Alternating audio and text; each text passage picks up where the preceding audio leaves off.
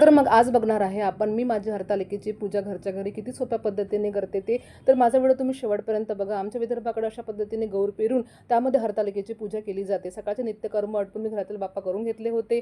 पूजा सामग्री छानपैकी काढून घेतली होती आणि अशा पद्धतीने मी मांडणी केली होती पूजेची बघा. थोडंसं मी अक्षता टाकून त्यावर मी गौर स्थापन केली. आता मी करणार आहे कळस स्थापन बघा. मी पहिले सुरुवातीला पूजेची मांडणी करून घेणार आहे बघा. छान सुंदर असं मी कळस तयार करून घेतलं होतं. आमच्याकडे हरतालिकेला कळसाला आणि गौरला खूप मान असतो बघा. म्हणजे छोटी तेव्हा आम्ही ही पूजाविधी नदीवर जाऊन करायचो माहीत आहे. आणि घरी छान असं मंडप टाकून छान डेकोरेशन करायचो. छान दिवे लावून घेतलेले आहे. आता करूया पूजेला सुरुवातीला करणार आहे आपण गणेश पूजन. कुठल्याही पूजा सुरू करताना गणेश पूजन करणं खूप आवश्यक आहे बघा.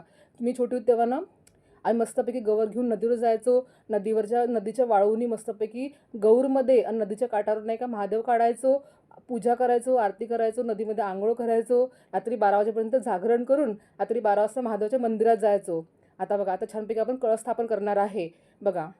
आता ही जी गौर आहे ती यामध्ये काढणार आहे आपण नदीच्या वाळूनी महादेव. हे नदीची वाळू आहे तर मी याला धुणार नाही आहे कारण माझी वाळू खूप बारीक होती. थोडं ओलं करून मधोमध मी महादेवाचे पिंड सोबत पार्वती आणि सतीदेवी काढलेली आहे. आणि मी आता महादेवाला थंड दुधाचा अभिषेक करणार आहे.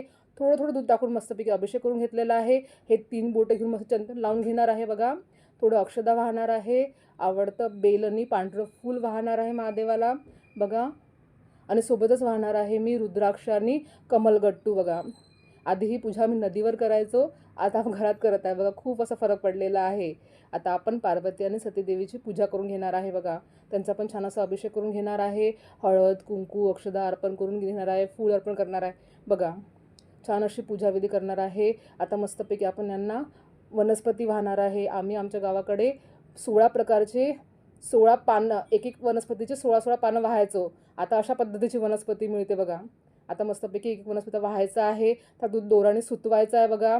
त्यांना वस्त्र आणि कापसाचं वस्त्र अर्पण करायचं आहे.